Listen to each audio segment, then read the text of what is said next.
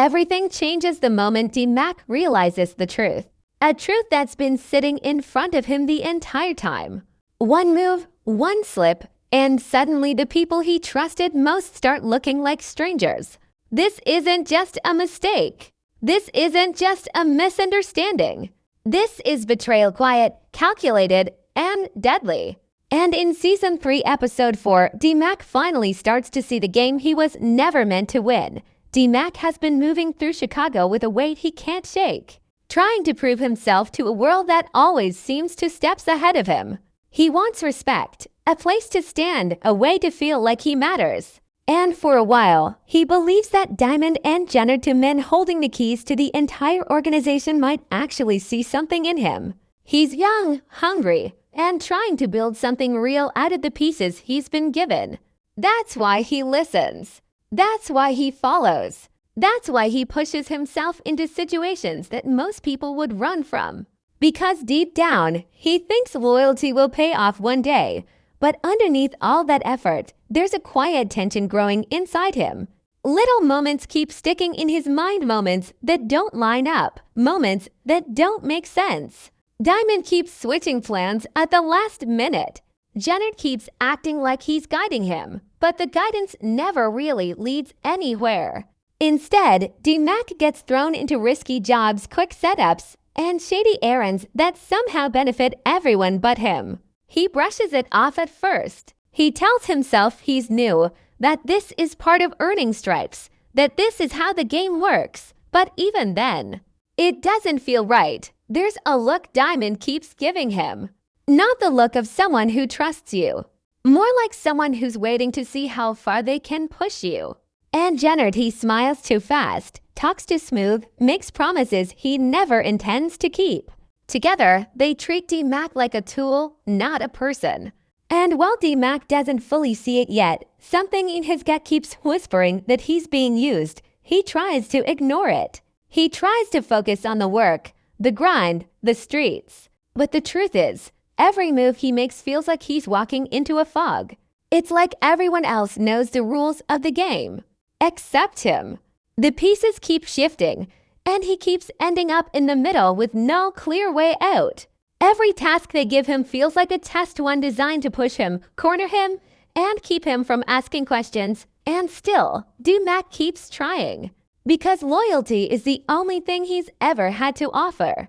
Because trust is the only currency he thinks he can afford. Because Diamond and Jenard are supposed to be the ones guiding him, not setting him up. But the streets have a way of revealing the truth. And before long, the first cracks begin to show. Cracks that hint at the betrayal that's been building all along. The shift begins slowly, almost quietly, like a shadow sliding across D-Mac's path without him noticing. At first, it seems harmless, just small changes in the way Diamond talks to him. The way Jenard watches him, the way their instructions start to feel less like guidance and more like traps wrapped in polite words. But Episode 4 makes one thing painfully clear. The warning signs were always there. D-Mac just didn't know how to read them. It starts with Diamond. He begins moving different, giving half details instead of full plans. One day he tells D-Mac to wait at a certain block. The next day he acts like he never said it. At first, D-Mac thinks Diamond is just being cautious, switching routes to stay ahead of the heat. But then the changes become too random, too sharp, too inconsistent to make sense. Orders get switched at the last second. Tasks get assigned that don't line up with the crew's usual moves. And every time something goes wrong, Diamond looks at D-Mac like the fault is his. Not angry, not disappointed, just watching like he's studying how far he can push the kid until he breaks. Then there's Jenard. He plays a different game. He doesn't change the plans. He changes the energy. He suddenly becomes friendlier, almost too friendly, telling D-Mac things like you got potential or you just need the right people around you. But none of the words match the way he acts. He sends D-Mac out alone on jobs that should take 2 people. He gives advice that sounds good but leads nowhere. And every time D-Mac thinks he's earning trust, something happens that reminds him he's still on the outside, still being measured, still being used. These moments don't hit D-Mac all at once. They creep in slowly, piling up like small stones on his shoulders. A strange look here, a quick whisper there. People in the crew giving him sideways glances, like they know something he doesn't. And the worst part? Both brothers act like they're doing him a favor. They talk about opportunity, about growth, about letting him prove himself. But none of their actions look like opportunity.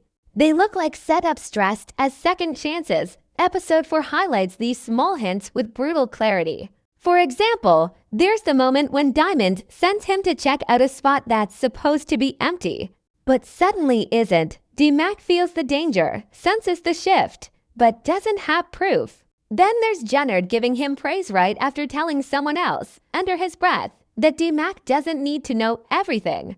Every piece feels small on its own. But when DMAC thinks back on them, the colors change. The details sharpen. The truth starts to rise to the surface. What makes it worse is how deeply DMAC wants to believe in them. He doesn't go into these situations thinking about betrayal. He goes in thinking about loyalty, about earning his place, about building something real. He wants to trust Diamond because Diamond is supposed to be the steady one.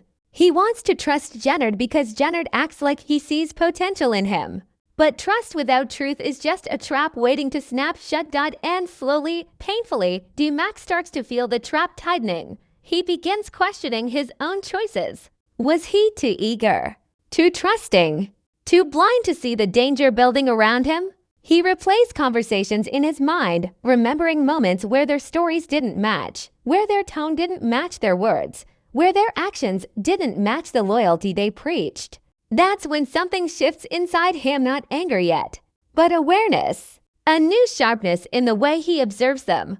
A new suspicion he can't quite ignore anymore. DMAC doesn't want to admit it, but something is off.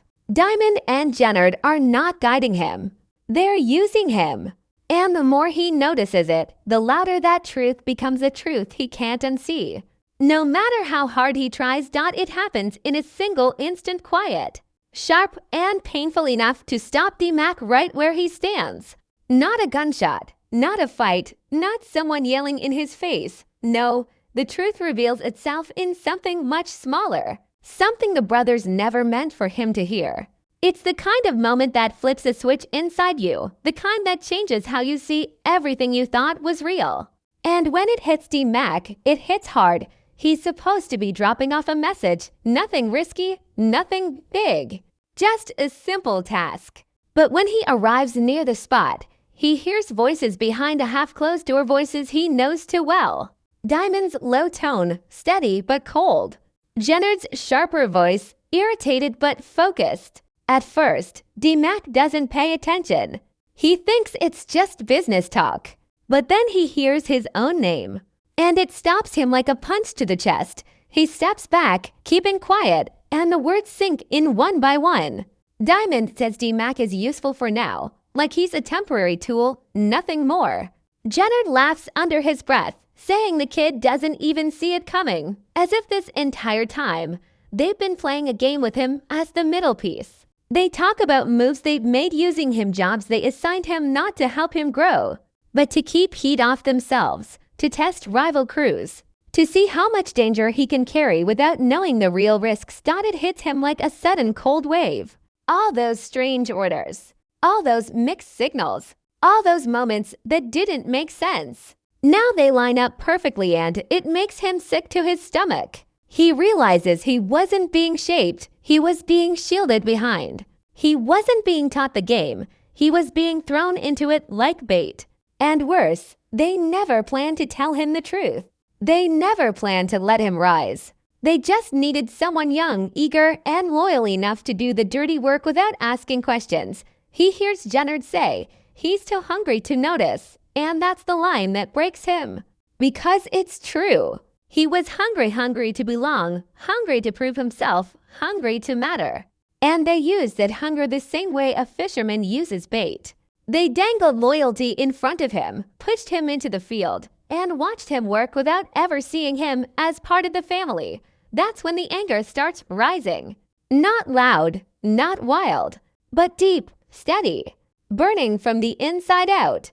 It's the kind of anger that comes from disappointment, from betrayal, from realizing you've been walking blind while the people you trusted cut the path beneath you. His chest tightens, his hands shake, and his mind races through every memory he has with them. Every smile, every promise, every moment that felt like he was finally being seen. Now each one twists into something darker. But surprisingly, the anger is not the strongest feeling. The strongest feeling is clarity. For the first time, D-Max sees the game for what it is. He sees the brothers' strategy. He sees how his loyalty was never valued, only controlled. He sees how his efforts weren't respected, only exploited.